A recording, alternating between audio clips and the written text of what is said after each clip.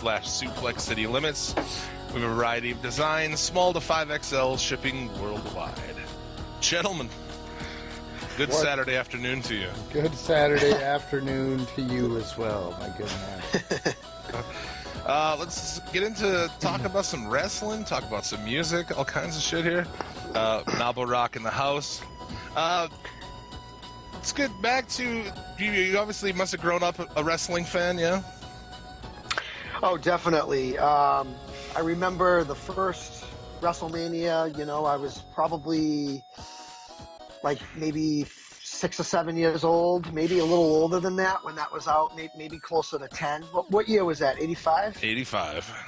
Yeah, so I was 9 years old, and I really got into it probably around like 88, 89. I really started watching it, and I started getting the pay-per-views. And, yeah, I was like hooked after that, pretty much. Who were some of the guys that you were into as a kid? Like, because you have to go back and look at the Hulk. I hate to admit now, but as kids, God, man, we liked Hulk Hogan. Oh, hell yeah, yeah. I mean, you know, anybody that says they didn't like Hogan is lying. Definitely. I mean, I love Hogan. I love the Warrior. Right. Demolition. And then at some point, in Massachusetts, we didn't have the Southern wrestling like Jim Crockett. We didn't have any of that. I just only knew about that stuff from magazines. But there was a point where that came on TBS probably around the same era, probably around 88, 89. And I saw like Flair, Dusty Rhodes. I saw all those guys. I saw Sting. Yeah. And that was a great era. I mean, I'm sure you can remember too. I don't know if man, we're proponents of the fact that that era of NWA, WCW was better than WWE. I'd much rather watch Flair and Dusty than Warrior and Flair, I don't know, Flair and Vader. Or Flair, Vader and Sting, right? Yeah. There were so many good matches back then. I remember a guy that used to. I thought was like insane was the Great Muta. Right? Crazy. Suplex City Limits Hall of Famer, the Great Muta. That's right. Every week on the show we put somebody in the Hall of Fame, so yeah, great. Oh, that's what's up. Great Muta is definitely one of them. And that was where the WCW had something that the WWEF didn't in bringing in international talent like him. Because as a kid, that guy just like mystified me. The scary face-painted dude spitting mist, and obviously he wasn't the first to do it, but he was the first guy I saw do it. That guy was mystifying. I could never figure out how they did the mist. I think, I don't know. Do you know the secret of that? Is it like, are they like capsules that he puts in his mouth or something? Yeah, I just never could figure that out. I'm thinking food coloring capsules or something like that. Yeah, probably. Just like something harmless, so. Probably, but you were in the backyard of growing up. Where you do. You were in the backyard of WWF, so I'm sure that the presence was pretty strong there.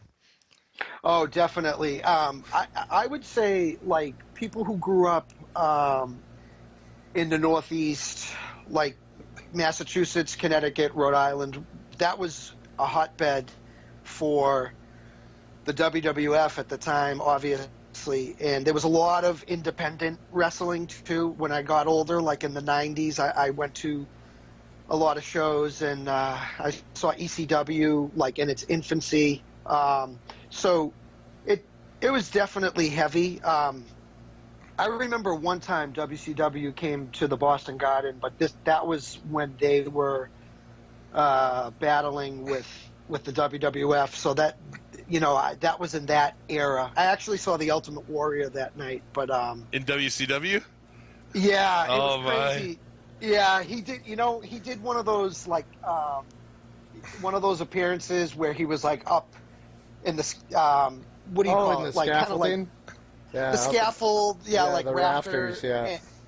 And, I was a young dude going nuts, but when I look back now, I'm just like, wow, what a shitty waste, but Oh, dude, that Hey, gave us the Hogan mirror deal, man. Where only that Hogan was could awful. see Warrior in the mirror. Holy shit, that's bad. it was so bad. But you know what? It's stuff like that now. I look back at it and I'm like, this was so shitty, but it's kind of funny. And, the Ultimate Warrior's gone now, which is unfortunate, but we can still enjoy, all the moments we had with those characters. Right, so you did go to did you go to any WDB events as a kid then, or no? I did. I was lucky enough to go to WrestleMania 14, or is it? Hold on, I may get the number wrong. It was the WrestleMania. It was the only WrestleMania in Boston, the one where Austin wrestled Shawn Michaels. I think 14, right? Oh man, you're putting me on the spot now. Yeah, I know. I feel bad because I don't know what the number is, but I'm pretty sure that was it. Was it with Tyson? Was it with Tyson as a referee? Yeah. That was Tyson. Not. That wasn't 14. That was. Oh fuck! I don't know. That was WrestleMania 14. Was it 14? Okay, yeah. It was in the Fleet Center in Boston, Massachusetts, March 29th, 1998. Oh my God, that was a long time ago. That's almost 20 years ago, man.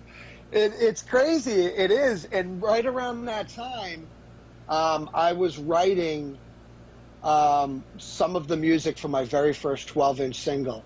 So everything was kind of like at a peak as far as like being a wrestling fan and being a kid about to have his first single, in the underground Boston, Massachusetts, in the hip hop, community. It was really awesome. So that show, Chris Warren and the DX Band, the America the Beautiful, and the Star Spangled Banner.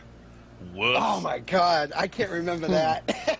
You have balls. If you're in a rock band and you go out and you're like, yeah, fuck yeah, we'll do the Star Spangled Banner, you've got balls bigger than I do, because I've been playing music for over 15 years, and absolutely not would you see me trying to do that. Let's do a rock version of this. Get the fuck out of here. I know. I wonder how that went over. I got to go back and watch Not it. well, Really according to what I'm reading. The audience did not react well to the performance, booing the band after the song. During and after. That's a tough crowd, man. If there's anything I've learned, in life, that the East Coast doesn't fuck around, man. You go to like a place like Boston or Philly, and like these are people who do not fuck around in any sense of the word. So yeah, they really do. I don't know what it is. I don't know why. I know with like, baseball, basketball, things like that, and especially in hockey too. Yeah. Boston is like really bad. Philly is too. New York a little bit, but not so much. I don't think. I think Boston and Philly are two of like the toughest like cities to go to like be like a rival in. It's crazy. You're right about that. Was it the Eagles fans who booed Santa Claus, Rando? Oh yeah. The Eagles. the Eagles and like Patriots have like that's a good rivalry that I don't think a lot of people even realize. It's nuts. Go back to the North Pole, cunt. So this you're gonna be a real asshole to boo Santa Claus, huh? What's up with that? Somebody fucking yelled. Yeah, he probably told him to go back to the North Pole, called him a cunt. Oh my God. That show had Legion of Doom on it as well here, from what I'm looking at. Nice. So, yeah, it was. They were with Sunny at the time. Yeah, did they wrestle the Godwins? Was it the Godwins? Oof, that's pretty bad.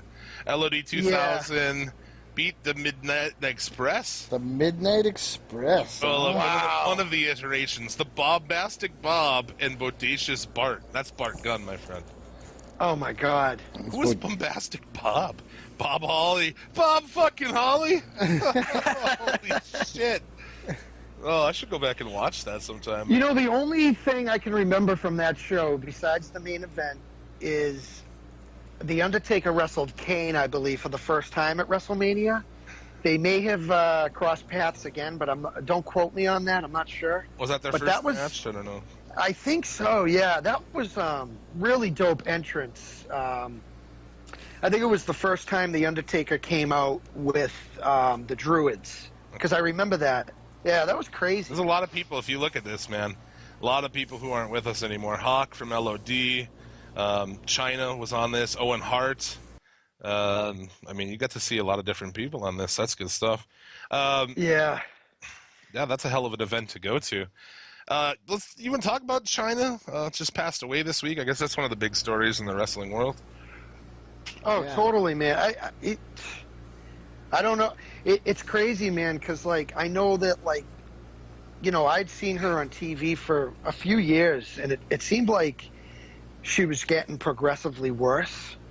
And I don't know. When I saw the news, I was shocked, but then I really thought about it, and I said, you know what? Like, we've had 3 wrestlers die in, I would say, the past 3 weeks, 4 weeks. We had Blackjack Mulligan, Balls Mahoney, and now China. Right.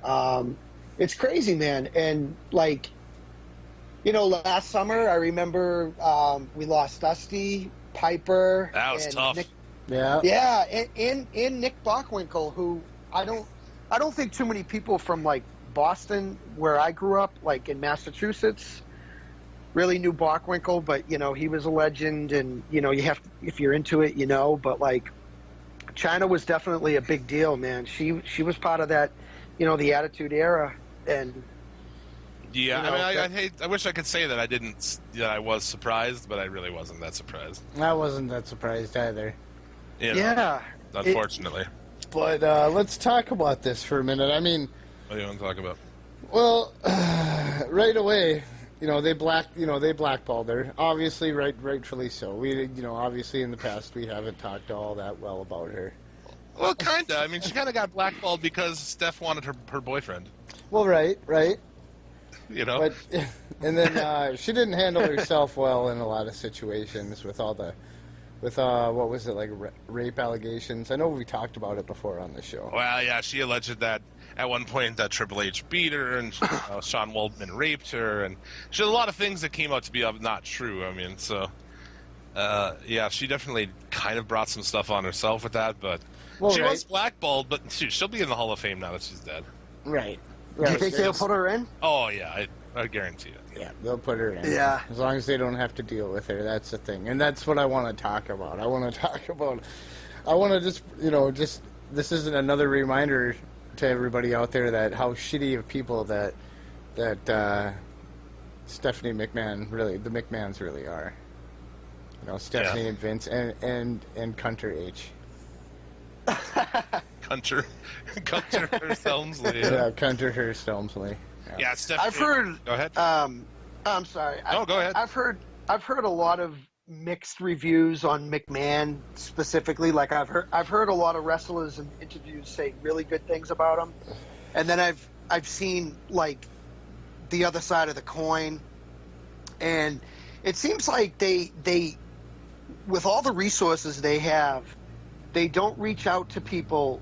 When They could have helped. They could have helped her. Yeah, like, I mean, what was up with Roddy Piper? Like, seriously, because I remember when the Hogan allegations came out with last summer with the sex tape and all that bullshit. Mm-hmm. You know, I was like, oh man, this is so fucked up. I hope this isn't true. Blah blah blah. And then I was just surfing through YouTube one day, and I saw it was basically Roddy Piper commenting on Hogan, and I said, I gotta watch this.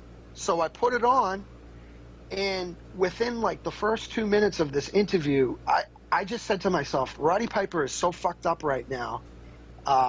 This dude is he looks so bad. So I went on my Facebook, posted the video, and I wrote, and I feel guilty about this now. It's fucked up, but like I basically wrote, I think Roddy Piper is going to be the next person to go because of how fucked up he was in the interview. And seriously, about 6 days later, Piper was dead. Well, and he was battling cancer. He was probably on all sorts of painkillers and everything like that. I know, dude. It's sad, man. Like, in China, it's like, I don't know. They, like, somebody who had, like, definitely depression problems and stuff, I feel like they kind of just leave all their like alumni. They put them out to pasture, and they don't really try to help people out. Well, that's why they need a union, I think. Yeah. Oh, I Kind of, you know how the NFL is, but we're opening up a whole other can of worms. They could have at least reached out and to help her out, because I'm sure it's going to come to light. It's going to be some sort of prescription medicine that she was taking, and she OD'd on it. Yeah, she was known to be taking antidepressant and sleeping pills and shit, and a lot of people don't think about that stuff. Like, well, it's a prescription, it's in a bottle, doctor says take it, so I take it. And so many people, I mean, that's like, I believe right now is the #1 drug killer in America is accidental overdoses of prescription. Usually opiates, but yeah. and a plant that makes you silly is still illegal. That's a whole different thing. I know, right? But there's also a video, speaking of like when Roddy Piper looked really fucked up at the end. She put a video up on YouTube just a couple of days ago, and it's weird. It's like, oh really? It reminded me of that Anna Nicole Smith video. You remember that? Oh man, she's painting herself like a clown. Yeah, Joni Lore, she's like walking around their house, and she seems very out of it. She looks pretty bad, and she's just kind of babbling incoherently. It's really weird to watch, man. So she posted it like, and then it was like a few days before she died. Yeah. Pretty much. Yeah. Wow, I haven't seen that, but I'm sure I'll see it after this interview, because it's crazy, man. And it's so easy to try to self-medicate yourself with that stuff. Like, well, the doctor says to take 1. Well, I'm feeling extra bad today, so I'm going to take 2. And then, right. And then this escalates from that, and who knows how long. And they know people. They know people who can get them, you know, shit not from a pharmacy. Off the street, but she got. obviously. I mean, a lot of part of what happened there does go back to Stephanie McMahon, because she was living with Triple H at that time. They were, you know, supposed to be getting married and all this shit, and then he has an angle working with Steph, and yes, he ends up with her. I mean, that's from a business standpoint, a good move on his part, you know, which is I'm sure a part of what happened there. I mean, Stephanie McMahon's hot, don't get me wrong, but it crosses your mind at some point. This could be really fucking good for me. You know? Oh, definitely. It's crazy, because China probably felt really, I don't know what the word is, but I guess betrayed, kind of, but like by business standards too, like, but also maybe in a relationship, and held the grudge probably for a long time, which probably, you know, was a big reason for her, maybe for her downfall, so to speak. You know, like that was probably something she couldn't handle. You know, right? And that's not only did she lose her you know, live-in boyfriend, then she was just fired. They was Pretty like, much, yeah. We're just gonna get you out of here. So yeah, they buried the hell out of her, and then she was gone. Yep. But yeah, it's she crazy. never was able to do anything else. I mean, she never did go wrestle anywhere else or really do anything else that I'm familiar. Well, other than porn. Oh, that's right. I forgot about that. I never saw that, gentlemen, in Nabo Rock here, being a member of the Porn Theater Ushers. That was one that I was like, I don't know if I need to see this, but I forgot that she went down that path too, man. It's crazy. She did a bunch. Not only did she do, you know, like one. Well, there was the one with Sean Waltman that got released, but then she started doing like pro porn. But yeah, I mean, some of that shit's pretty intense, man. I never really found her attractive, you know. So I mean, whatever. But yeah, I don't, you know, and we can make fun of Triple H on this show, right? That's we can make fun of everybody on this show. I've already noticed that, right? Yeah, we don't. I don't know. How do you go from China?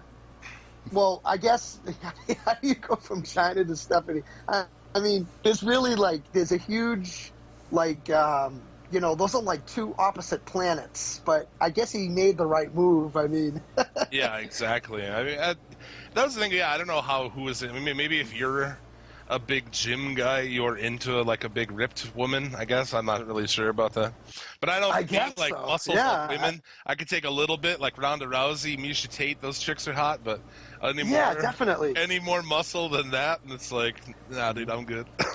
I mean, if if you look at China, like before the plastic surgery, it's like, dude, she has the same chin that I have. It's it's like Bruno Sammartino's chin. It's Bruno Sammartino. you know what I'm saying? Dude, if you were gonna create a perfect human being, you might put a Bruno Sammartino chin on him. You wouldn't use a Bruno Sammartino neck though. No. Oh, she was pretty close though.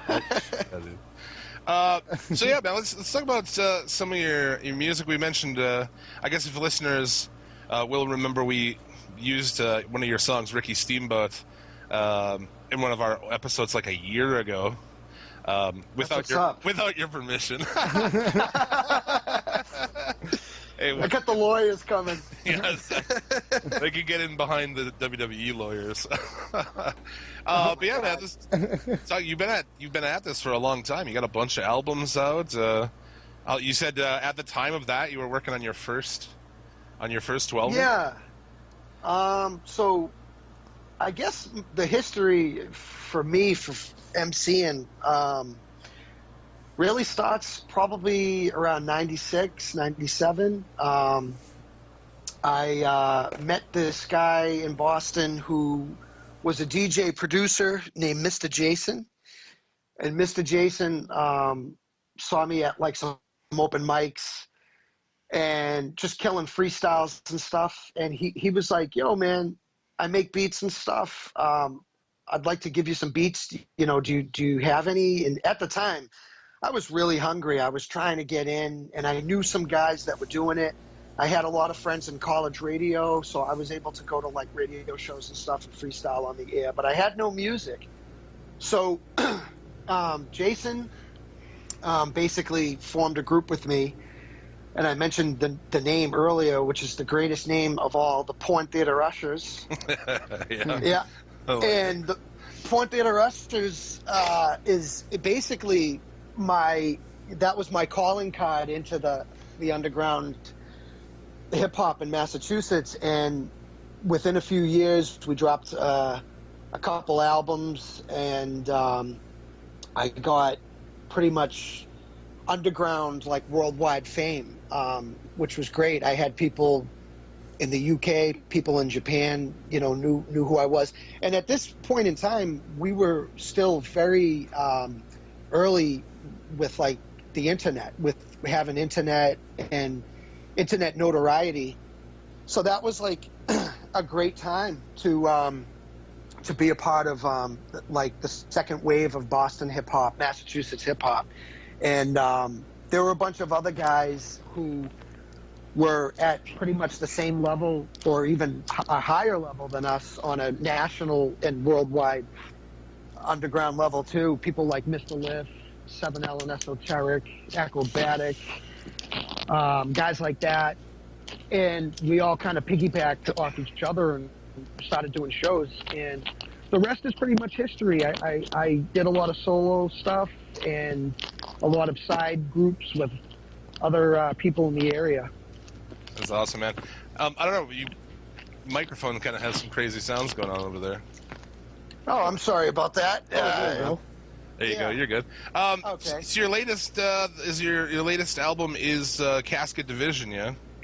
Yeah, Casket Division is it's an EP, so it's only I think 6 tracks. I got 7. And 7 tracks. Yeah. And it actually came out I think 2014, but I haven't dropped anything in a while. I'm working on some new stuff, but Casket Division is Naba Rock with the Crate Division, who are producers from Canada and the UK.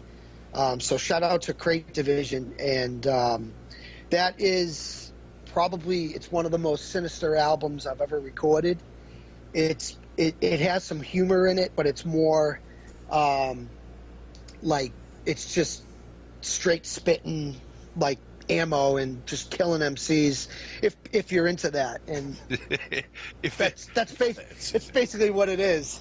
Yeah. At the end, we'll be closing this week's episode with Ric Flair in a Cadillac off that album. That's what's up. One of my favorite ones off that album, actually. So, yeah, Cool. but the wrestling thing has kind of been there in some capacity for a long time. Yeah, I mean, since the beginning, or.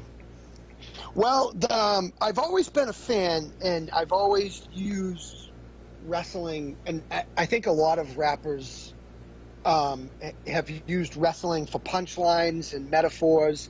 Yeah. They definitely kind of mirror each other with like promos and stuff. Like when a wrestler does a promo, it's almost like a rapper, talking shit. Like, it's the same kind of thing. And there was a period in time when I just became like really bored with the stage show of like the average rapper, and I wanted to do something different. And I had just really started getting into a lot of the lucha wrestling that was going on, and I thought to myself, what if I did like a kind of like an Assassin's kind of like Rey Mysterio type of thing, and I wore a mask and went on stage and had kids like throw me through tables and stuff. I thought it was a great idea. And Hold on, during the performance, going through tables? Yeah. So here's the deal. Like you see this dude come out. I've got a full lucha cape on, full mask. Sometimes I'd wear a suit, and I would do my whole performance in character as like a luchador from like the '60s who was like frozen in ice, and it just recently, came into, the modern era. And so anybody who was with me and was following me with this, I'm like, yo, these people are riding with me, man. That's what's up. And I thought the best way to close a show would be to have somebody come out of the crowd and basically throw me through a table, like rock bottom me through a table, and that's how it would end the set. So you would have Napo Rock as a luchador performing on stage, doing his thing, having fun with the crowd, talking shit, and there'd be one person I'd probably call out who I would have planted in the crowd, and I would just like kind of heckle with, and then some point towards the end of the set, I'd drop like a freestyle. I'd tell the DJ, okay, this kid's going to come out, he's going to do this, blah, blah, blah. And the crowd would have no idea. And it was just crazy. I left people like, whoa, what the fuck just happened? I knew about the whole luchador thing, but I didn't know there was actual table bumps mid set. Yeah, they were more at the end of the set, but I would definitely try to incorporate as much as I could into my act. But the whole reason for it was I just thought that like the average hip hop performance, it needed something. Because you can go out there, you can MC, and you can be great. But if you have something extra, if you have a little bit of flavor, and people will remember that.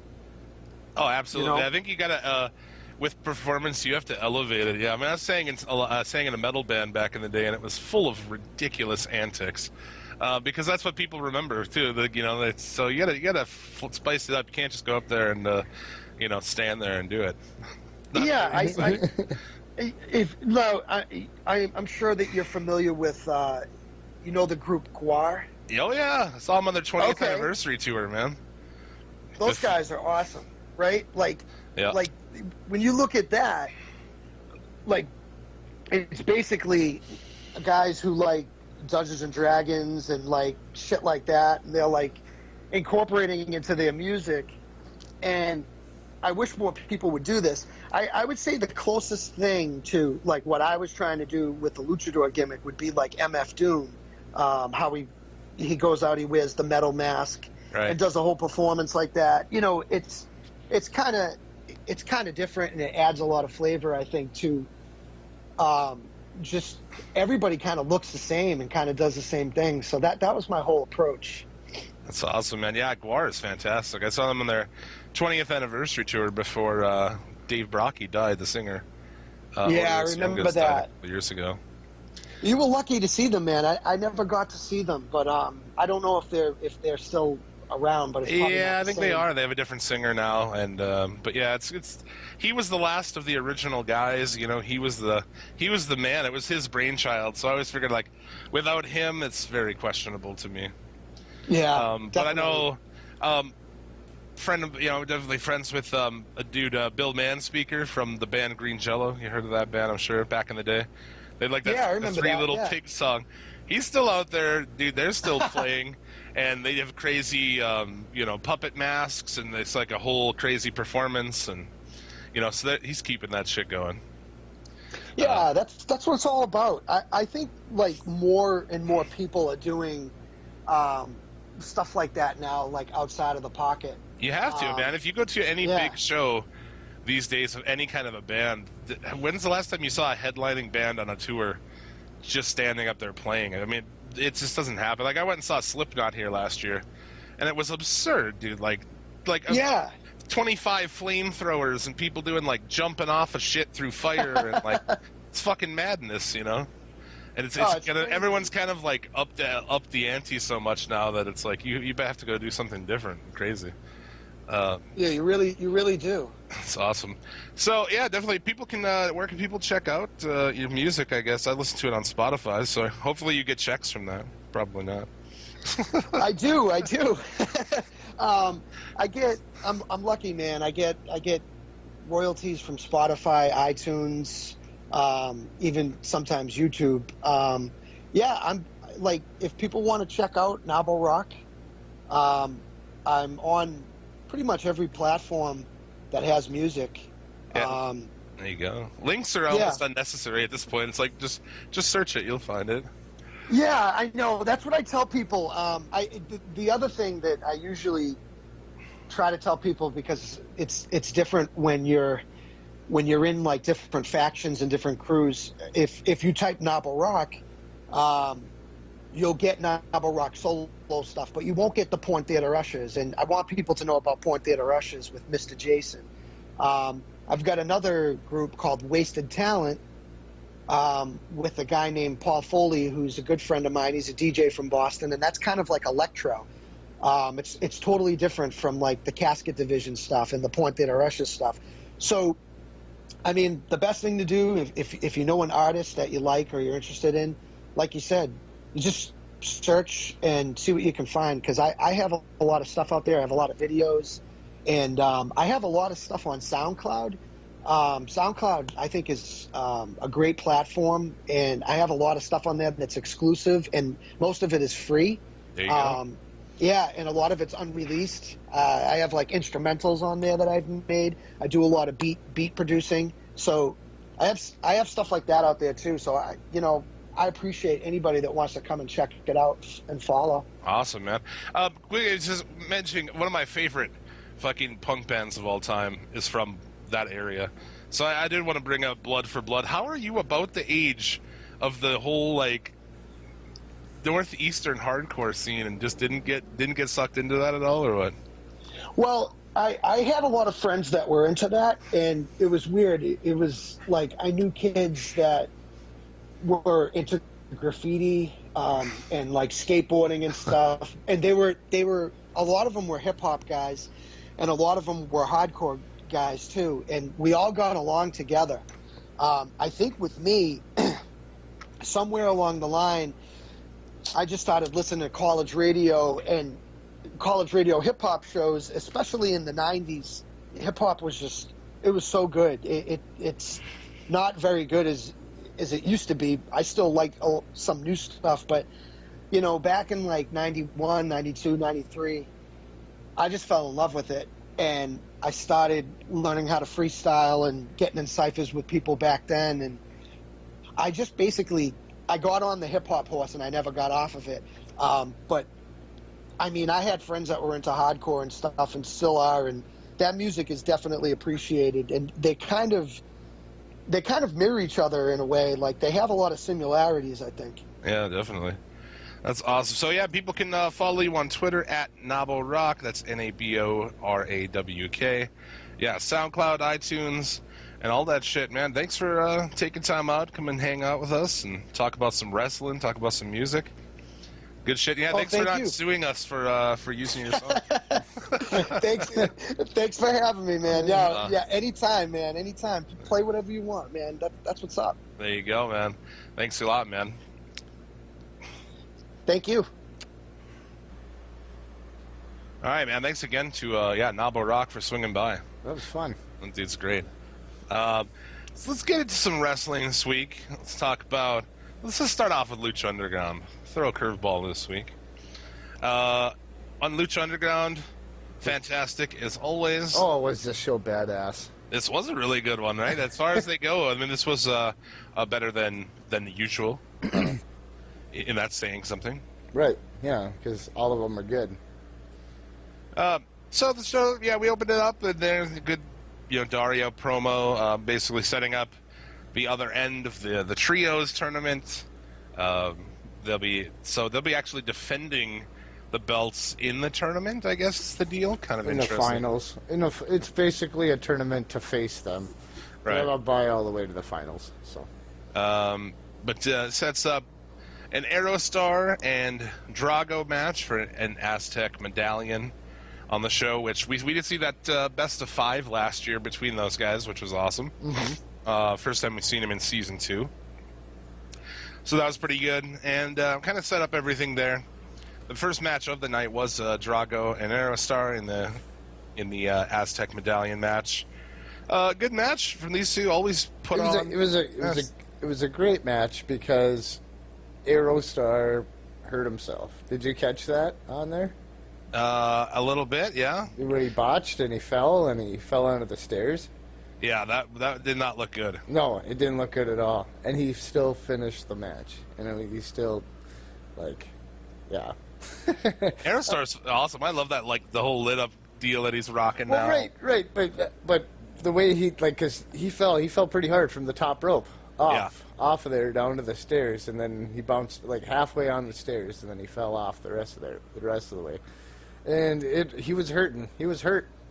Yeah. He was fucking hurt, man. So, that or he props just to him. sold amazing. One of them two. Yeah, fuck, right?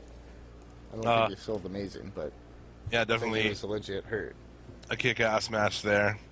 They also had the setting up for next week. Johnny Mundo will be going against Cage in a cage. Cage in a cage, yeah. So that will be an interesting. But for a medallion, right? Yeah, that's for a medallion. Yeah. The third medallion. You had a trios match, the Disciples of Death versus Phoenix, Jack Evans, and PJ Black. I thought this was really good. Dude, Jack Evans is so fucking awesome. He's funny. Yeah, dude. Just comes over for the tag, PJ Black, and it's like, nah, dude, you got it. You're good. You're doing good, man. Keep it up. You're doing so well. A really fun match. And I don't know. I mean, there's a lot of crazy shit in there. Black, actually, dude, not so bad. No. Springboard 450 splash. Yeah. I was like, I mean, really, as ridiculous as it sounds, being a fan of spot monkeying, pretty much you do a springboard 450 and, I think you're pretty awesome. That's pretty much a done deal. Phoenix, PJ Black, Jack Evans go over in the match, which is a good call. The Disciples of Death are fairly entertaining, but it was hard. I always thought it was hard to tell. I'm like, who's who? I don't really know. But yeah, that's fucking finished because after the match, yeah. he rips their hearts out. The purple one. I was just like, dude, someone's got their still beating heart ripped out of their chest. Oh, twice. And the dude in a Jesus Christ pose with still beating black hearts in each fucking hand. Holy shit. Glorious. It's fucking glorious. Oh my god. That is fantastic. Yeah, man. that was the best part of the. No, actually, the main event was the best. But anyway, yeah. Oh my god, fantastic! I just that it popped so hard at that. It was You know- great. Yeah, it was just over the top. Oh, dude, so good. He absorbs their power. Now what is he gonna? He's gonna have horns and shit. He's gonna be like all powerful now. Oh, dude, that'd be awesome if they did like a super version of him. Yeah, right. What's his name anyway? Purple guy. Purple guy. Hey, man. Purple Ranger. They were trying to set that up. I knew something was going to happen because in the match, Stryker was setting up, like that guy as the leader, as the main, dude of it. So Right. I figured How something. good? Was How good is Matt Stryker on the mic? Sometimes, yeah. I mean, sometimes he's fucking says shit that makes me just wince, But for the most part, he's pretty on point. As far as his move by move, his play by color commentary. His color commentary is great. It's pretty good. Sometimes he says some real douchey shit Right. that makes me kind of fucking But uncomfortable. everybody does that. But Oh yeah, we do that every week. I mean, Yeah, I can't, yeah, I we can't do. Judge, Yeah. I can't judge anybody. We're talking about fucking horses last week. I mean, what are you gonna do? no, we weren't talking about fucking horse. We were just saying if it's okay if you buy a T-shirt, right? What? It's okay to fuck a horse if you buy a T-shirt. Is that what we said? Yeah, I don't know. think that's what we said. Buy a Suplex City Limits shirt, and yeah, you're legally allowed to fuck animals. I don't. I don't know. No, it wasn't legally. No, there was nothing legal about it. I want to give a shout out to Bobby Anthem, man, on Twitter. He's the cat who after every episode goes up, he'll take like the most absurd quote of the show, and he pops it up on Twitter, and I look forward to it. I just want to give that dude a shout out because that's awesome. Every week I look forward to that shit. So shout out to him. But no less, we get into the third match of the card. Montanza and Mil Muertes. It was pretty cool to see these two giant fuckers. Well, they're not giants, but they are really thick built dudes. Yep. And it was kind of cool to see them go head to head. They didn't really slow burn that. No. I figured like, oh, eventually we're gonna get that. I was like, no, next week you're gonna get that. And here it was. What did you think of the? I liked the match. I liked seeing Matanza take some bumps, and he took some bumps, dude. When he got Yeah. thrown out of the ring, he got whipped out of there hard. Unless they sped it up, but he fell out of there pretty fucking quick. I thought that shit was badass. And I liked the spots too. Muertes grabs Dario, and he grabs him up, pulls him up in the air in a choke. And when he gets hit in the back with the chair from Montanza, he doesn't like kind of set Dario down. He just fucking drops him, dude. Like Dario took a serious bump there on the outside. Right? But yeah, it was good. I liked how they worked him in there, and they also worked Katrina in there. It made for for an interesting match. I mean, these two guys aren't going to go and do some crazy technical, match, obviously. Oh, so no, it was just going to be a beefy powerhouse. yeah, but Match. the fight spills into the crowd, up the steps, on top of Dario's office, and at the end they just both go through the fucking roof. That was cool. It was cool. It was a little spoiled almost because then they were on top of it. I saw some smoke in the back. I'm like, what's this smoke? And it was kind of, you could tell the smoke was kind of already starting to kind of come out of the top there from what would, the smoke effect of them going through. Right. But that's a nitpick. I thought it was awesome. Yeah, dude, all the smoke bellowed out of there. I mean, it was fucking good. And Montanza retains the belt, I guess, in a no contest. Yep. So, No finish.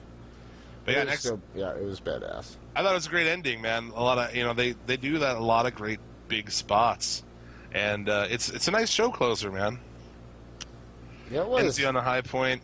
Next week you've got Mundo and Cage in a cage. In a cage. The trios tournament continues. Just awesome, man. I can't say enough about Lucha Underground other than get your fucking channel out there, man. Yep. This shit's ridiculous. There's no way for people outside of the U.S. to legally obtain this show.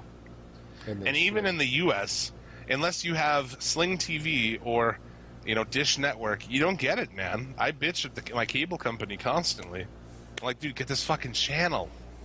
So I just think that they need to do something else, man. Why not just put it on YouTube and leave all the commercials in there and make it so I can't fast forward it or something? I don't fucking know. You know what I'm saying? Just get the shit out there. I'll watch the commercials, dude. It's hard to spread shit. You know what I'm saying? Like, if you go to somebody and say, hey, man, you should really check this Lucha Underground shit out. If there was a site or a channel or something that they could watch it on, maybe they'll give it a go. But it's a hard sell to tell somebody, okay, so go online and search through fucking torrents and, you know what I'm saying? Right. So it's hard to get people on board. And I think that that's something they're going to have to address at some point is nobody can really watch this shit. And Netflix, everybody wants Netflix. Well, yeah, Netflix stop. is a good start. And they've been really, since it's been available on iTunes for purchase in America, they've really started cracking down on other shit. And I just think it's counterproductive, man. Because people want to watch it. Let them watch it. I don't know. It's all exposure. It's all good for you. Sitting here and like, no, only people who get this obscure channel can watch this. Or you can pay $4 and watch it on your phone. I mean, the fuck, dude. So, figure that shit out, boys. Come on, nah. Come on. This week, NXT, I mean, dude, I don't even know what to talk about with NXT. I didn't finish watching it. It was boring. Yep. You didn't finish because it was boring. That's right. I didn't, I just, it seems like such a fucking lazy show nowadays. It is. Until a takeover, you know, until takeover, it's just... Then they blow their load, and then they're done for a little while. I mean, Big Cass and Enzo versus American Alpha? Well, we knew where that was going. Well, yeah, but it should have been something. Yep. And it really wasn't. It was really fucking boring. I was not a fan. And, dude, you had No Way Jose and Alexander Wolf. Let's talk about this for a minute, dude. The successor to Adam Rose and Fandango is No Way Jose, and he has debuted. Did you get this far or no? Yeah, I made it to I watched his entrance, yeah. What the fuck is that, man? It made me get up and go home. Did you? Yeah. You're like, well, I'm gonna go. Yeah. Got some paint to watch dry. Yeah. What the fuck is that gimmick, dude? Another one of these, you know, everyone likes to act like NXT is this genius think tank of wrestling. And then shit like that, you know what I'm saying? It's just, it's not a main event gimmick. It's not worth going with. Why would you even bother starting with a gimmick that's not going to make it to the main event? And he's a like decently built black dude. He's got a big afro. He's got a big beard. Like, he could be cool, but he comes out dancing like a douche. And immediately I'm like, stupid gimmick. I don't like this guy. Well, yeah, I don't know. It really is dumb. And if it's his own idea, then it fucking sucks, dude. Yeah. And then he did like the baseball things in the match. Did you catch that? No. He kind of does like a wind up, like he's gonna pitch a ball, but he then like pitches a punch, and he does like a batting one too, where he's like waiting for like he's got holding a bat like full on, and then he like does like a bat punch. A bat punch. Well, not to be confused with like with that Batman. A Zhao or Zhang fucking bat punch. But I don't understand, man. I don't get it. And he's dressed in all white, and like, what is it? Is this anything? No. It is not anything. And what do you think of that Alexander Wolf? Kind of fucking... He just looks like, I mean, dude, I know that the guy's from Germany, and we have listeners in Germany. Shout out to Rain the Wet One and Kat Von Dom. Two chicks in Germany who listen to our show. They're awesome. Anyway... But, dude, this guy, could he look any more like a fucking Nazi? Like German? I mean, other than, like, having an armband on? The guy comes out in a jacket that looks like a World War II era fucking, you know, he just looked like a German military guy. I don't know. Right? But he looked like a big guy. I know he's worked over there and, like, you know, from all accounts should be pretty good. But he had to go out there and, like, this guy's going to pitch a punch into your face. Like, oh my god, the shit that these people have to deal with, you know what I'm saying? They take this big, strong-looking guy and go out there and make your fucking TV debut, with getting this guy, like, dancing over your body as you lay on the ground. Holy fuck, dude. So I feel bad for that guy. Yeah, it's unfortunate. Nia Jax. Deonna Purrazzo, I guess they heard us making fun of the fact that her trunks said DP on them. Which was, like, easily our favorite thing about that chick. Our trunks no longer say DP, so... Oh. Someone heard that. No more DP, yeah.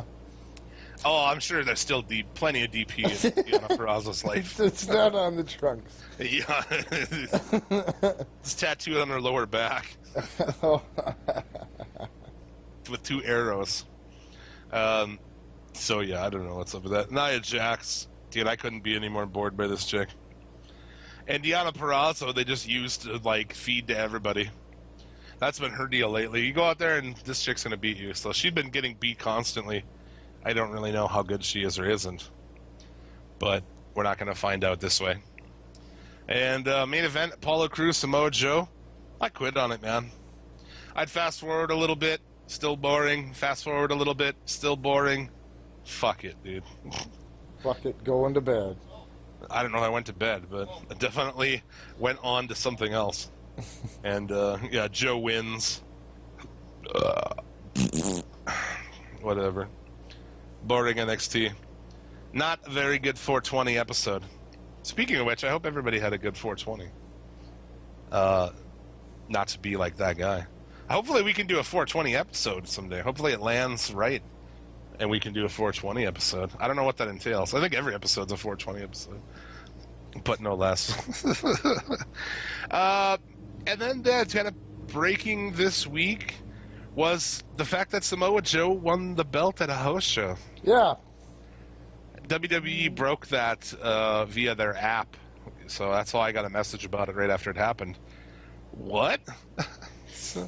I mean, that's obvious now that you're going to be seeing Balor on Monday or at Payback. I mean, that's pretty fucking obvious, is it not? Yeah. What do you think about that? What do you think they're going to... How do you think they're going to do this? I think we'll see him on Raw. You think you're going to see him on Raw? I mean, I wouldn't be that surprised. I'm fearful for this Raw. I don't know. We've had 3 decent fucking Raws, and this week I'm just kind of frightened because of what they're teasing for this. What they're teasing this week is Shane McMahon continued his hot streak across the pond in London, running his 3rd consecutive Raw thanks to the unbelievable support of the WWE Universe. Unbelievable. Unbelievable. However, Monday night's hottest show, they're talking about Raw. Stick with me. Okay. Now ventures to Hartford, Connecticut, mere minutes from the authorities' offices in WWE headquarters. We haven't seen Triple H or Stephanie McMahon since Mania, so what do you think, dude? They say, nor have we gotten their thoughts on Shane O'Mac's job performance. Will the authority arrive to put an end to Shane's new era, or will they actually deem him best for business at the helm of Raw? It doesn't sound like we're going to have any fun this week. Oh, man. I don't know. What the fuck is going on with that? I hope they don't come back. I heard that Triple H was putting over Ambrose at some house shows over there in London, England. I heard he also tagged with Owens. Yeah? That'd be kind of alright, I think. I've been digging this Owens and Jericho team lately. They were on SmackDown, and they're just kind of, in general, they've been kind of teaming up lately. And some of the shit, and fuck, that's a funny mix, dude. Well, that kind of was on Raw. Well, they've been just doing it kind of in general. And I thought it was fucking great, man. I like those 2 together. If it wouldn't be so detrimental to Owens, I'd say put those fuckers together, man. Right? Because it's just funny, like, they walk out and, like, he kicks the car, then, like, Jericho comes up and kicks it too. Like, what the fuck? It's just a funny deal. Yeah, that was this week. Kevin Owens was yelling at Michael Cole again this week. That was pretty fantastic, yeah. Dude, also, Headlock Master. How is there not a Kevin Owens Headlock Master t-shirt? I don't know. That's amazing, dude. That sounds like a good idea for us. I just love the Headlock Master. He screams it out at the crowd. Screaming at Cole is great, too. God, he's so good. Yeah, he is so fucking good as a heel. And that's when people always say, like, too, you know, with certain heels, they're like, well, yeah, you don't like him because you're not supposed to. Like Boring Corbin. Balding Corbin. Bulbous Corbin. Well, we don't like him because he can't. It's like, no, we don't like that guy because he sucks. Like, you couldn't like heels. If heels are good, you like them. I think anyway. Mm-hmm. You know? It's like, same thing with The Miz. Be like, oh, you don't like him because you're not supposed to. Like, no, I don't like The Miz because he's fucking terrible. Yep. But yeah, anyway, Owens is fucking great. He's by far the best heel in that company. So much fucking fun shit out of that guy. But let's get into Raw. Overall, I thought it was still a good show, as these shows have been. But it was kind of long, kind of boring at points. Mm-hmm. If you took the 3-hour route, 3.5-hour route. My chick hates Monday. She's like, goes to takes like 2-hour baths during Raw and shit. She's like sick of it. But yeah, it can be fucking long. This week, I mean, I don't know, what did you think overall? It's pretty good. Yeah, it was decent. I have a couple bitches, but Yeah. I thought it was okay. The Open was kind of whatever. The debut of the Ambrose Asylum. Well, or the second episode, if you will. Yeah, then it lost all control. Yeah. So, but again, right away set up good matches that I was interested in. You know, Jericho and Ambrose, Zayn and Owens for Payback, which we already knew was coming. I thought it was like already a given that was happening, but whatever. I guess if you're slow. But yeah, I mean, they had some decent matches on the cards. Jericho and Zayn. I don't know about Jericho beating Zayn. That's kind of... That was a slow, crappy match, I think. Yeah. I don't know what was going on there.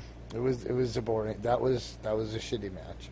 Sorry, sorry, Sami Zayn, and sorry, Chris Jericho, but that match was garbage. Yeah, it wasn't very good. But, you know, what can you do? The tag team tournament semifinals match. Enzo and Cass and the Dudleys. I just, at this point, like, how long until we get bored of the Enzo and Cass formula? Because holy shit, it's the same thing. Right, but I thought they did well. I mean, it's like the Enzo goes in, he gets beat down, he gets a hot tag, he comes back, he takes him and does like the rocket launcher. I mean, it's like, it's so by numbers at this point, but it is good to see these new teams getting up, you know, going over. Well, that's why that's why you bring the Dudleys in to do this, to do what they're doing. So put these young guys over. Enzo and Cass are, you know, they're not terrific or anything like that, but they're, you know, they're decent. There's a lot worse tag teams out there. I think there's a lot of ways to go with it too. I think you can run them as a tag team for a while and get something out of that. But I also think there's a future in that with Enzo as like a fucking manager role to Big Cass. Mm-hmm. I mean, the size of that guy, I don't know if he's legit 7 feet, but he is a big motherfucker. Right. And I'm sure that they're all about that. He can talk. He can kind of talk, yeah. Enzo can talk. I don't. Oh, Enzo can definitely. I was thinking Cass. Cass can kind of talk. Yeah, he's not awful on the mic, but he's not better than Enzo. I think it's good because you could definitely get a run out of that. I could see Cass being a upper card guy, right, and then having Enzo kind of managing tag, doing the manager role. You could go heel with it. You could go face with it. He'd make a good heel, I think. And then you could have Enzo outside fucking people over and shit. Enzo, I mean. Yeah. Yeah, okay. Oh, both of them, whatever. Well, right. But yeah, I mean, on their own, I don't know where you go with a guy like Enzo. He's not a guy, I don't think, who's going to have any kind of singles, success, really. No, he doesn't have the stamina for that. But he could be I could see that guy being a manager for, Cass or other people in the future. He's got that gift of gab, for sure. Yeah, he's only, like 200 pounds? Not even, dude. I bet not even 200 pounds. I ain't even 200 pounds. Well, I might be teetering right on 200 pounds. He's a little fella. Barrett Corbin and Fandango. There's a matchup for you, huh? Woo! Glad Hulu skipped over this one. Oh, did they? Yep. Nice. You were spared. Yeah. After the match, Ziggler tried to attack him, but got hit with the end of the days on the floor.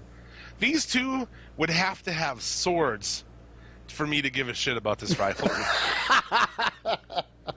Seriously. Holy shit, I could fucking care less about this. Fuck this, huh? Fuck this. Yeah, you know what you can do with this, I mean, Gene, you can take it, you can fuck it, yeah! You can fucking waste my time at Payback with this match. Holy shit.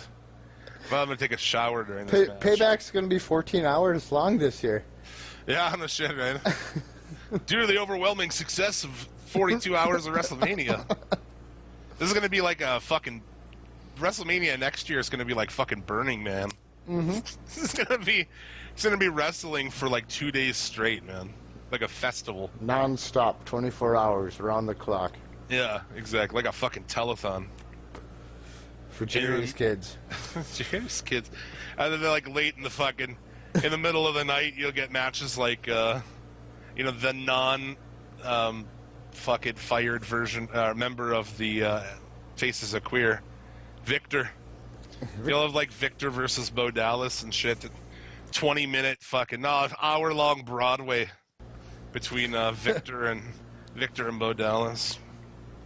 Victor and fucking Fandango. It'd be a 4-hour fucking Chris Jericho promo. A 4-hour Chris Jericho promo. Yep. I wouldn't be surprised by that. He'll just do the highlight reel for fucking an hour straight. He can go through his list of moves again. Oh, there you go. That'd be good. I like it. The moss-covered three-handled family Rapunzel.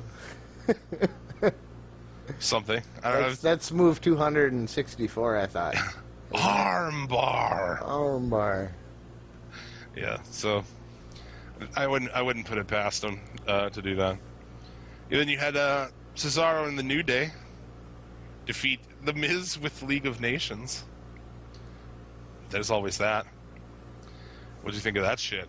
Who was it? I don't think this was on Hulu either. Cesaro and the New Day defeated Miz and the League of Nations. I saw no New Day this week, which I thought was weird. Mm. No New Day on the Hulu. Unfortunate. That is unfortunate. Hulu suck. Oh. Holy shit, what's going on here? They told me to get Hulu. I said, fuck you. USA Network #1. How the hell are you, fella? Pretty good, man. How are you guys doing? Oh, not too bad. Got a mid-show run-in from the Pulverizer Paul Johnson. Oh, Three-time guest. Oh, Jared's going to argue that. He's going to say only 2.5. 2.5? I put him in camel clutch, break his back. Make him humble, bye-bye. Awesome, dude. Yeah, we're just halfway through Raw here. Oh. Well, so I'm not missing much anyway, is what you're saying. Not really. Not at all. Raw's actually been good the last 3 weeks. There's been, and that's something too to talk about. Like, this show is a little slow, but any show with no Triple H, Stephanie, Ryback, Big Show, Mark Henry, Kane, a show without any of those people, pretty fucking good, dude. Pretty good. Right? No Cena, no Orton. It's not fucking bad. Yeah, I don't know how much you've been catching lately, but yeah, they've been adding a lot of people on Raw, Paul. A lot of NXT people have all been debuting, and the ratings are this Raw had terrible ratings because they're sitting here trying to get all these guys over at once, which is not how you do it. You should bring some people in, get them over. Instead, they're just like, we're going to basically start off with an entirely new roster tomorrow. Just fucking shotgun blast people, huh? Fucking. Yeah. It's been great, though, with no Big Show and Kane and all that. Oh, it's been nice. The slow old dudes are getting phased out, huh? I think that could be the case. None of them are on this upcoming pay-per-view. We haven't seen Ryback. He was on SmackDown. So He wasn't Ryback even on WrestleMania. He was on the pre-show. Yeah, the empty arena match. The empty arena match, yep. Like any Ryback match. I actually have a little bit of Ryback news for you. Yeah, he's gonna quit. Yeah, the big being a guy baby. the big guy's got feelings, dude. He's got his butt hurt. Yeah, during a recent interview, he said, quote, well, this looks to be comprehensive sentences, so they must have fixed it up for him, you know? Because I'm sure the actual, like, Ryback mad. They doctored up the grammar a bit, Ryback's sad. Ryback's sad. Only 4 people see Ryback match at WrestleMania. See Ryback lose to a fucking tiny Mexican man. As we said going into that was like fighting a fucking child or something. It's pointless. You win, you lose, and if you lose, you fucking lose. So why they booked that, I don't know. But he said, quote, I've heard in this business hard work doesn't always pay off. So maybe the big guy, why are you referring to yourself in third person, dude? Calm it the fuck down. Has to go find another world where that does pay off. But you work really, really hard at something and you dedicate yourself, and you sometimes have to be told you're somewhere else. What? Somebody didn't like his macaroni picture he made of him and Triple H. That's a tough pill to swallow time and time again, but I've never stopped believing in myself, and I never will. Next year should undoubtedly be a big year for the big guy. 2017? You've already, like, it's only April, and he's like, fuck 2016 already. Let's look forward to 2017. Big guy, pack up, go home. Big guy's sad. Big guy. You know what? They should work that as a gimmick for him. Just just make him an actual Neanderthal and just have him speak in broken sentences. It'd be hilarious. I mean, all you have to do to turn him into a Neanderthal gimmick would be, like, put him in a fucking loincloth and done. Maybe just be yourself, Ryan. just get a little more eyebrow, like get a little, so he's got the unibrow happening, and golden. I'm pretty sure his name is Ryan too. So, what I don't know what the fuck his name is, but it doesn't matter. He was not happy about his match being on the pre-show. This I'll actually agree with the guy. Somebody's got to fill that spot, though. The first match of the pre-show is the U.S. belt. That doesn't make any sense. He shouldn't have been in that match to begin with. Well, that's true. So. He should be happy he got a fucking match at WrestleMania. Yeah, he should just be happy he didn't have to buy a ticket. And that's just it. I'm all about raging against the machine. Because if you want to talk shit on WWE and you work there, props to you, usually. But this guy's got no grounds to complain about anything. He's terrible. He is terrible. Come on. Yeah, you got to have a little charisma in your corner before you start making demands and shit, I suppose. I mean, remember that we covered 6 months ago or something when Cena got injured. But, like, Ryback said in an interview, he went and talked to Vince and was like, I could be fucking the next Cena. You're like, what? No, you can't. I think the only hope for that guy is they just make him, like, I don't know, Goldberg #2. He's pretty much is.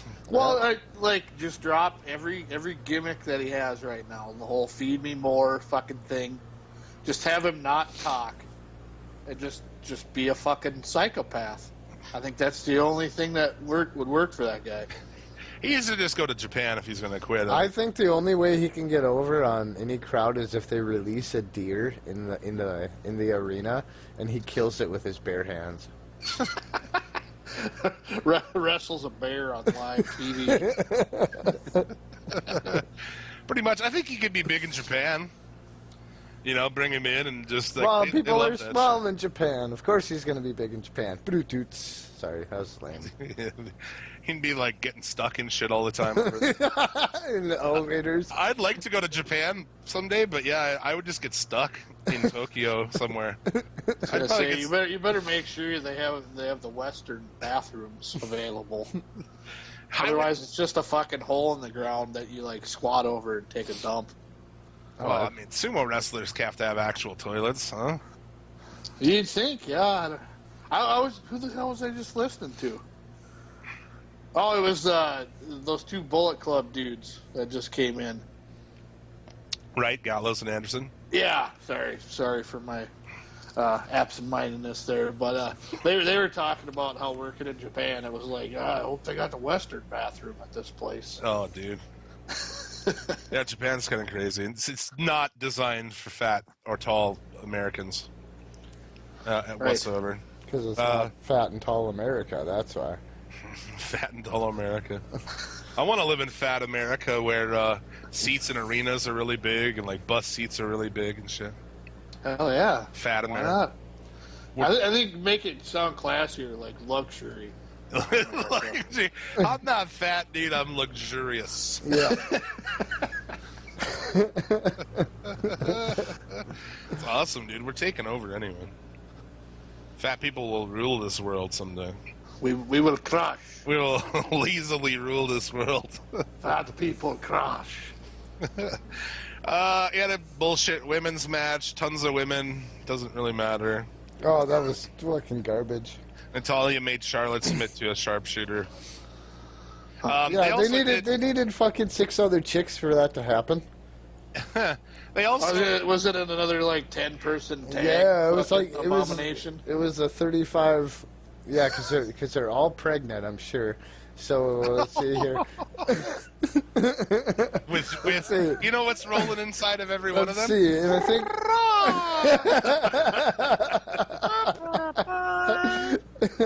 Let's see here, and Naomi's got twins, so it was a 17 lady tag match. Oh, dude, Naomi's one of my favorites, dude. Not anything to do with anything, other than just like I want to motorboat that big black ass. Well, she's got that finisher too, where she smashes your fucking face in her ass, doesn't she? She calls it Yeah. the brown eye, I think. Yeah. She's gonna give you the pink eye. I just want to put my face in there and you know. Like right after a really long, sweaty match. Even. I want to get some extra flavor. We're pretty much right back to like last time you were on talking about drinking, Yep, one of those days. drinking Paige's bathwater and so. That's my sense of humor, man. It's Love it's it. either self-depreciating fatness or horrible perversion. Well, yeah, we're a fan of both here. Beautiful. Another tag team tournament semifinals match. The Vaudevillains defeat the Usos. Really? oh, buried. Fucking buried. Yeah, I can't breathe, dude. Oh my god. I might be having a fucking heart attack over here. Unbelievable. oh, great. That was awesome. Did they make them fucking dig their own grave even? Fuck's sake, man. At least they're putting over a new team, you know? Yeah. So it gotta be them though? Did they win clean? Yeah. Yeah, it was clean. Oh, It was a clean even win. worse. Yep. I mean, the Usos are fucking boring, though. Come on. Yeah, they're terrible. Well, yeah. I mean, don't get me wrong. They're a horseshit tag team, but like the Vaudevillains are like a pig shit tag team. Like I said, dude, we're brothers, we're happy, and we're smiling and Samoan.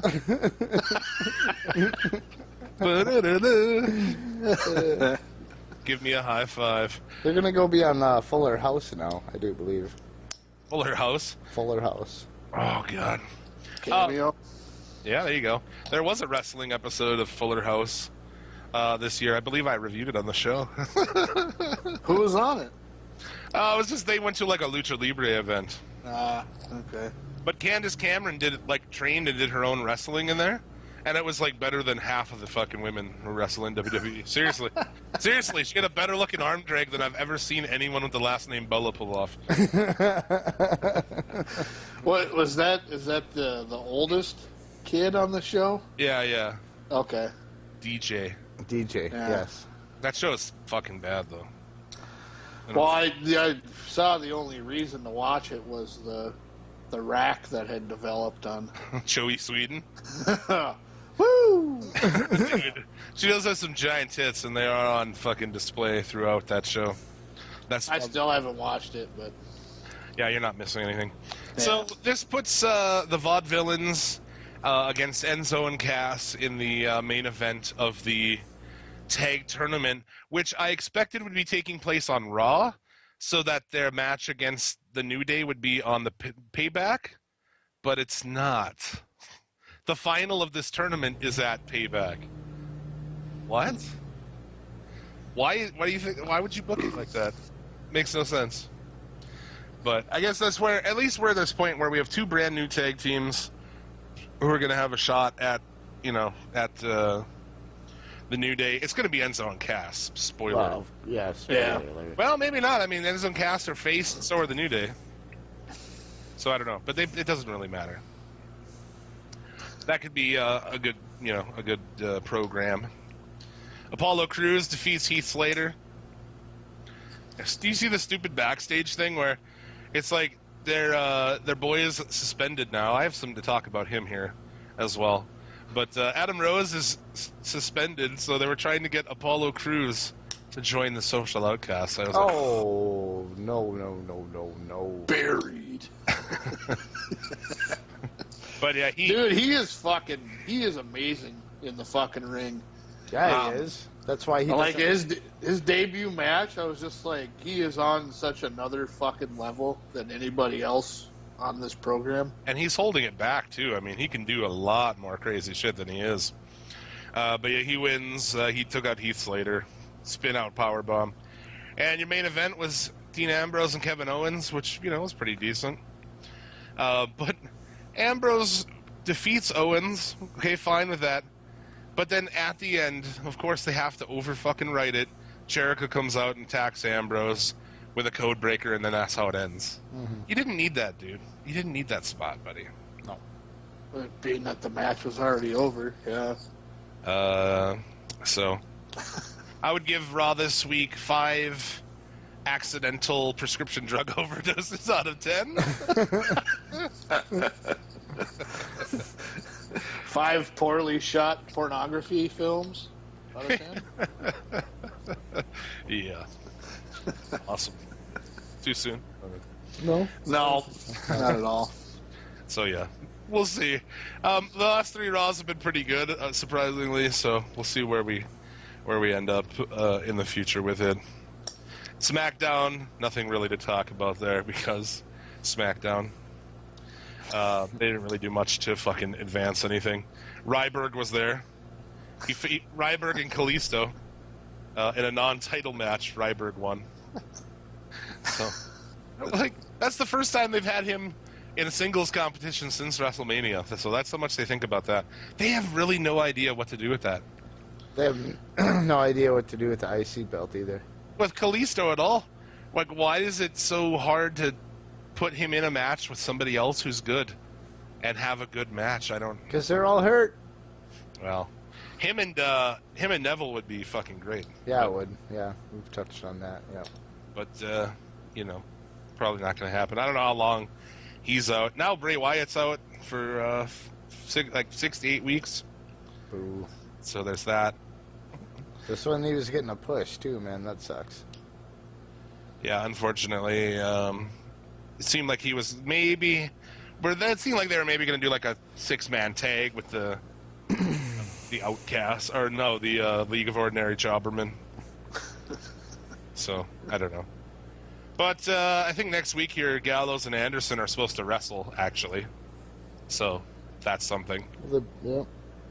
But yeah, now with Balor dropping the belt, I think you're going to end up with, there's going to be some Bullet Club-ish thing, if it's Balor Club or if it's Bullet Club. What do you think they're going to go against? And so a lot of people are saying maybe they go and take AJ Styles out, helping Reigns and joining up with him. It'd be terrible. Oh, that'd be awful. Because Roman Reigns still just getting fucking crushed constantly. It is pretty fantastic. But also this week, we kind of talked about China earlier with Nabo Rock. What do you got anything to add on that, Paul? Actually, one of my friends from Nebraska put it better than I ever could. It said, "China, I watched you in the ring as a teenager, and I watched you get banged by 8 guys in a gymnasium as an adult. Thank you for your service." Fantastic. Like, boom, there it is, man. Yeah, Triple H and Steph actually took to Twitter. Oh, Steph God. was like the first person to tweet, dude. Boo. She steals that woman's boyfriend, then gets her fired immediately, and she says, "I just heard the tragic news that Joan Lorder has passed. She was truly a pioneer in her industry, and she will be missed." Yeah, and I like how like both of their immediate like posts were the most insincere, like generic fucking just piles of shit. And I'm sure H wanted to like put something a little more thoughtful, but she had like the fucking leash around his balls on that one. Yep. He said, someone who wasn't afraid to blaze her own trail and create a path for those who would follow. A pioneer whose star shined bright. Good night, Like the good night, exact sweet same prince. thing. Is that like lyrics to a Steve Miller Band song or something? It has to be. Yeah.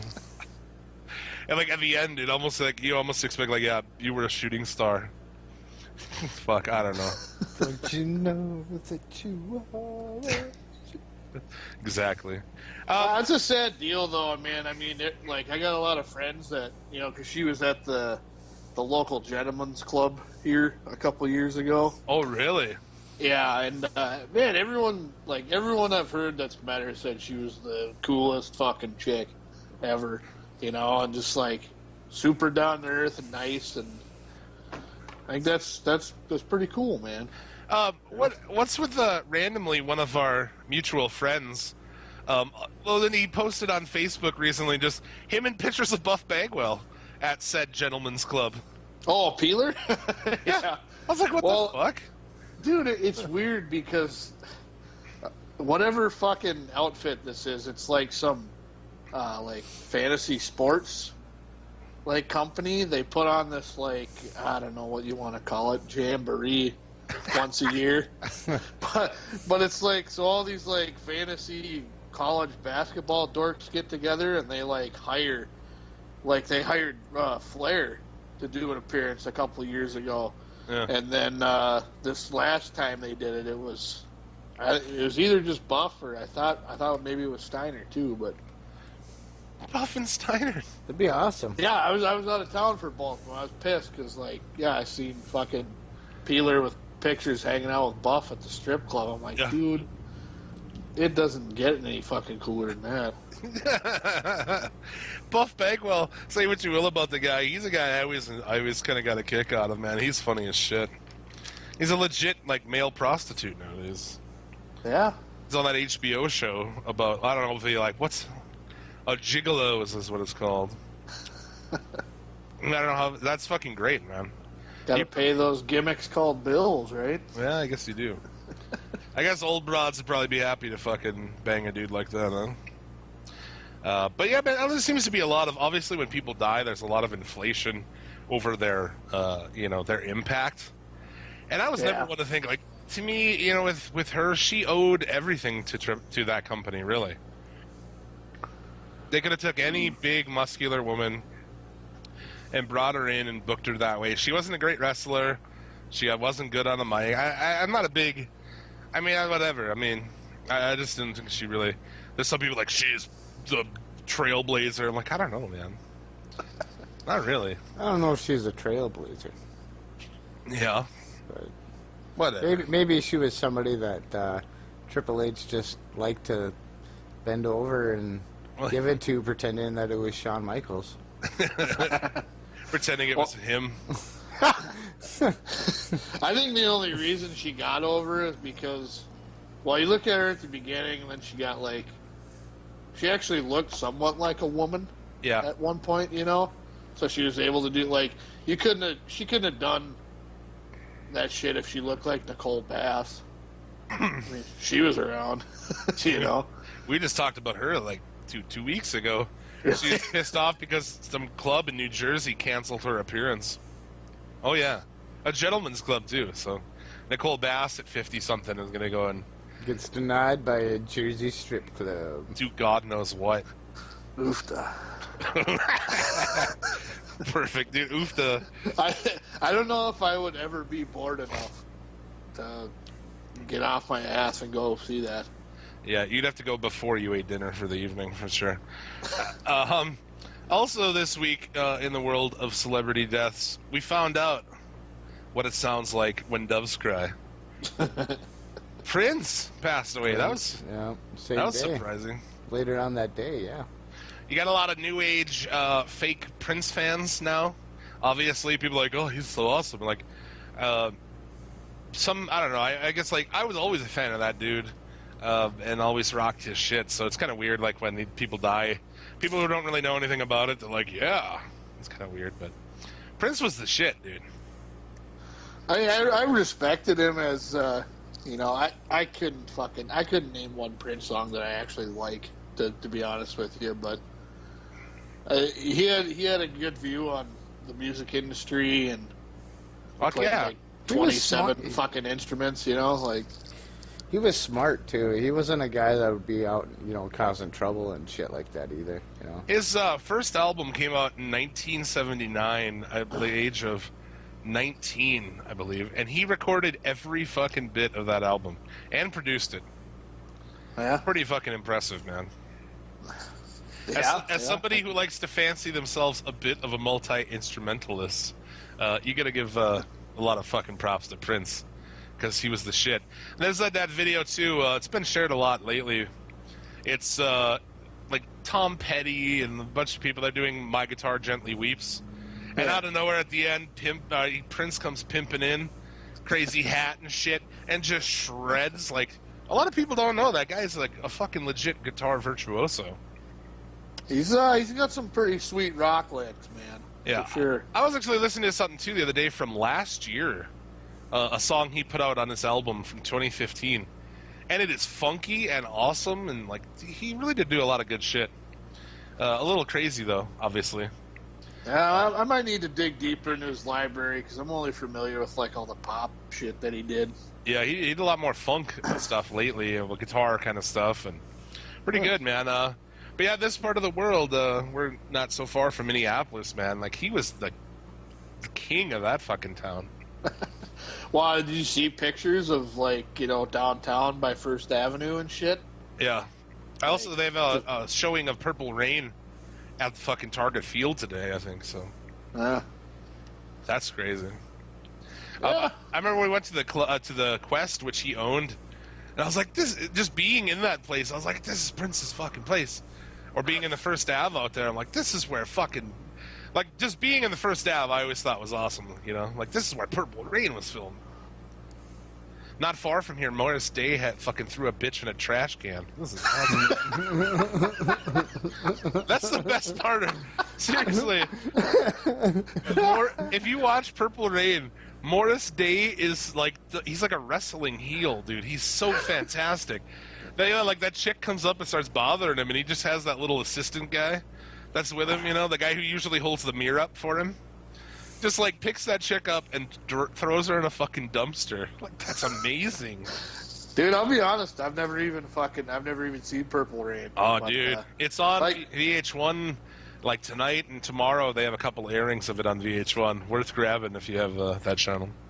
Yeah, Matt and Cam were talking about it at practice today. Fucking... They brought up some shit that sounded pretty hilarious. Morris Day, dude. Morris Day in the Time. Yeah, but he's in there. And when he's on the stage, he's like singing and dancing. He's got a guy right in front of him holding a mirror up. So he's like looking at himself in the mirror on stage. Like, well, that's a fucking amazing move right there. I wonder if that's where the dude from Steel Panther got that idea from. Oh, that's sure, dude. The Lexi Fox. I'm sure. But yeah, Morris Day is just so fucking great in that. Like, I could only dream of making it in the world far enough that I have a guy who follows me around and will throw broads and dumpsters at my fucking slightest whim. I gotta see this fucking movie now. Dearly beloved. Oh yeah, Prince is the shit. But we had let's go back to Adam Rose, currently suspended, as mentioned last week for his for a drug offense. He kind of came out talking shit this week, man. He said, "I was not going to respond to my suspension, but I feel I have to. I have 2 sons that will one day read that news about their dad, and a sister that died from complications related to a lifelong battle with heroin." Holy fuck, right? So I feel. What does he even mean by that? Like, I don't understand his that kids. statement. Yeah, he had a. I guess they had a sister who died from complicated. Maybe like he had a kid with a woman who was on heroin, or his sister, maybe. Okay. But yeah, he feels the absolute need and right to respond and let the truth be known. So he basically saying that he will quote his doctor in his response, and like his doctor was shocked and appalled. Evidently, he's on a prescription. He's followed all of the protocol. And he even acknowledges in this, like, me calling this out probably is going to get me fired, but I'm going to set the fucking record straight. So I thought that was pretty well done by him. And just a likable guy that they fucked over so bad. We've said a bunch of times on here, when he was on that ESPN 30 for 30, he was so likable as a guy. You know, he had that sick child. Like, his child has to eat through a tube, in her fucking chest and shit. Like, you root for the guy. He's a good guy. He's got a wife and kids. And the very next episode of Raw, he came out and he jobbed. And then they put him into an angle with he was, like, seen making out with Rosa Mendez, who, and it's like, dude, we just saw, like, a week ago about his wife and his family, and that's what you decided to do. All they had to do is send him out on Raw and give him a win, and it'd be so fucking night and day as to what happened. But hopefully he gets that shit figured out. He's a pretty 36 right now, 37. So I don't know how much time he has left. Speaking of which, this week is today is actually his 39th birthday. Time for him to retire from wrestling. Yep. Go away, John Cena. 39. Just walk away, buddy. Yep. Is there any possibility that he would turn heel ever? Oh, I don't think so, man. Because going back to Mania, what if he fucking did his little spot with The Rock? They get up to the ramp and fucking he just drops him right there. Would have been awesome, dude. That'd have been so much heat. Like, it would have been fucking amazing. But I don't know. They just suck The Rock's fucking dick so much that they can't. He sucked his own dick. Wow. That's pretty much like his entrance. Yeah, he had a fucking flamethrower, That entrance was pretty much him coming out and just, like, pulling his dick out and just showing it to everybody. Well, right, and then fucking beating Rowan in, like, fucking 9 seconds or some fucking shit. Like, dude, come on. 6. Oh, 6. Was it 6? I'm pretty sure it was 6. It'll go down in the history books as an official match, too. So, well, I don't think anyone will be talking about it in the history books because it was just a cheap fucking nostalgia pop. As much as a Attitude Era fucking mark as I am, I was still just like, dude, come on. What do you think of the other one with Michaels, Austin, and Foley? That was kind of more of the same. I laughed pretty hard when Austin did the awkward white guy dance for a couple seconds, and then you knew the fucking stunner was coming. Oh yeah.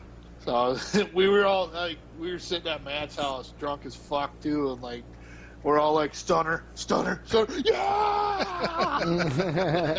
I popped really hard when he did it, but yeah, not really great booking, Have these old guys come out and destroy a bunch of current stars, but yeah.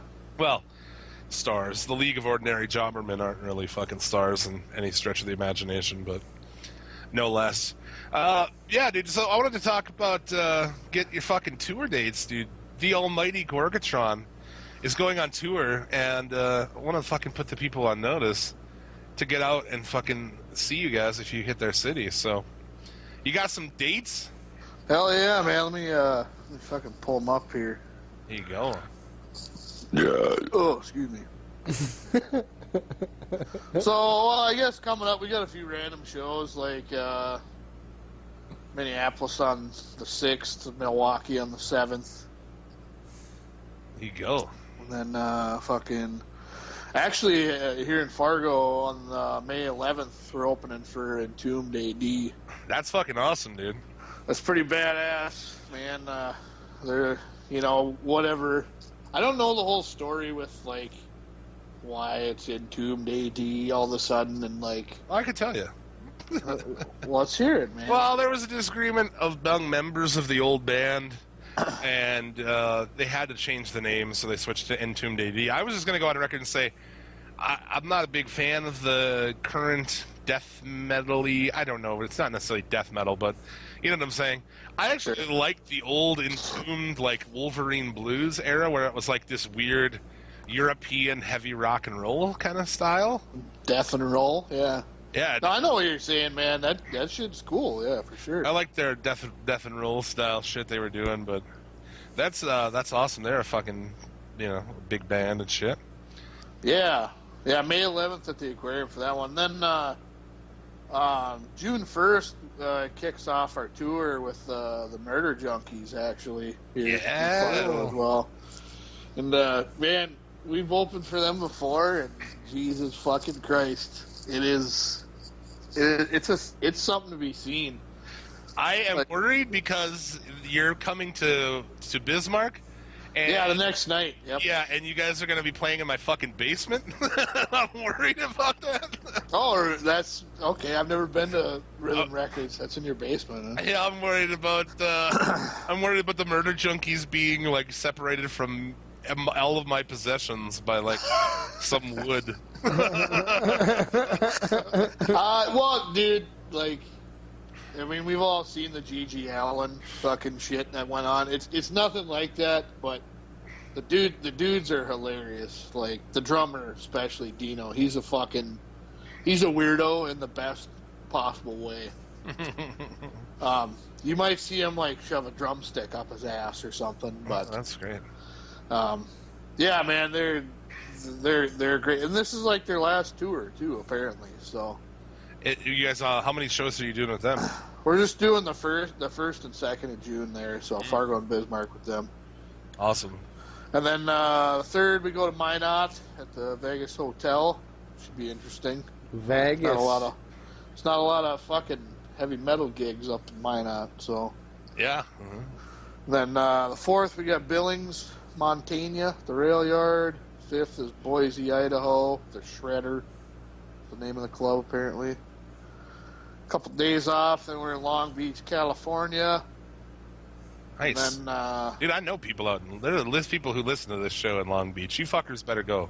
Dude, it's at the Blacklight District Lounge, apparently. I honestly hope, this is so stupid, but I hope something really weird happens while we're there so I can get it on camera with me going, There's so much drama in the LBC. Yeah. I'm sure you'll find some fucking drama out in Long Beach, dude. Just say it completely straight-faced and as white as possible, too, There's so much drama in the LBC. And then, man, on the 9th, we're in Vegas, baby, at the Las Vegas Death Fest. That should be fucking ridiculous. Tons of people playing that, yeah? Yeah. For sure. Like, Putrid Pile from Wisconsin is playing the same night we are. You ever heard them, dude? It's my grandma's favorite band, actually. Well, I can't say that, actually, because it's just one dude. Like, dude plays guitar, does vocals, and he's got, like, programmed drums and shit. But I've never seen it. He's ridiculous. Then we got fucking Mesa, Arizona, Albuquerque, fucking Denver. Nice. Then we're working our way up. We got a few gigs in Texas, and you can find all these tour dates on GorgatronBand.com. There you go, man. Saying that if someone goes out to the show and they say they've heard you on Suplex City Limits, that merits a high five, right? I mean, like free high five for that. Yeah, dude. Maybe a metal hug. Well, I'll probably hook you guys up with some Gorga swag when we come through Bismarck. Oh, anyway, shit. So. There it is. So you got some Suplex City Limits shirts, huh? Yeah, man. Yeah, they look tight. Hell yeah. They look tight, or they look like tight on your body? Yeah, no, they fit. They look dope. Okay. As the kids would say. As the kid, yeah. Awesome, dude. Yeah. I really dig that fucking the video game parody, man. The pro Dude, you gotta wrestling. post a picture of that one. I haven't really seen a physical copy of that one yet. We'll do. I don't do too many selfies and that shit. But Not much of a selfie guy. just for you, buddy. There you go, man. So yeah, definitely check out Gorgatron on tour. Get your face fucking ground off. Some fucking grind and death metal. That's awesome, man. Spreading the North Dakota all over the place, and our mutual friends Egypt are actually taking their shit to fucking Europe again. Yeah, for the second time, man. They're doing well for themselves, and they fucking deserve every bit of it. Yeah, definitely check that band out. They're called Egypt, and they have a bunch of tour dates. I'm going to talk about them before they head out, because we do have a lot of listeners in Europe. But yeah, they're hitting like London and Germany and all over the place, man. So North Dakota bands out there, Nice. rocking it, dude. You got a fucking Hall of Fame this week, Rando? I have no idea who you're putting in the Hall of Fame. Well, I was going to put in a guy, Yeah. and then you want me to put in somebody else.